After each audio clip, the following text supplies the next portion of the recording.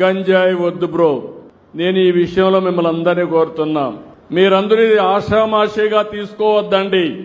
నేను ఎన్నికల ముందు ఒక మాట చెప్పాను. మొత్తం ఏజెన్సీ ఏరియాలో విశాఖపట్నం, అరొక, పాడేరులో గంజాయి పెద్ద ఎత్తున పెంచారు.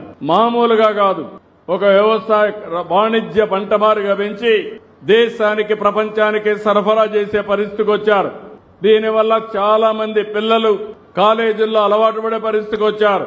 ఏ పనైనా కంట్రోల్ చేయగలుగుతాం, లా అండ్ ఆర్డర్ కంట్రోల్ చేయగలుగుతాం. ఒకసారి డ్రగ్స్ కి అలవాటు పడితే చాలా ప్రమాదం. ఆ విషయం మీరు గుర్తుపెట్టుకోవాలి. నేను ఒకటే హామీ ఇస్తున్నా, ఎవడైనా సరే డ్రగ్స్ అమ్మినా, గంజాయి పండించినా, గంజాయి అమ్మినా అదే చివరి రోజు మీకు గుర్తుపెట్టుకోమని హెచ్చరిస్తున్నా. మా పిల్లల భవిష్యత్తు ఆడుకోవద్దండి. అదే సమయంలో తల్లిదండ్రులు కూడా కోరుతున్నాం. నిన్నే ఆలోచించాం, ఎవరైనా ఒక షాపులో అమ్మితే ఆ షాపుని సీజ్ చేస్తాం. నిన్న మొన్న చూస్తే వ్యసనానికి బానిసలైపోయి విశాఖపట్నంలో పాడుబడిపోయిన ఇండల్లో గంజాయి మొక్కలు పెంచే పరిస్థితికి వచ్చారు. అలాంటి గంజాయి మొక్కల్ని ఎట్టి పరిస్థితుల్లో ఉపేక్షించాం, ఎక్కడ కూడా జరగనీయం, కఠినంగా ఉంటాం.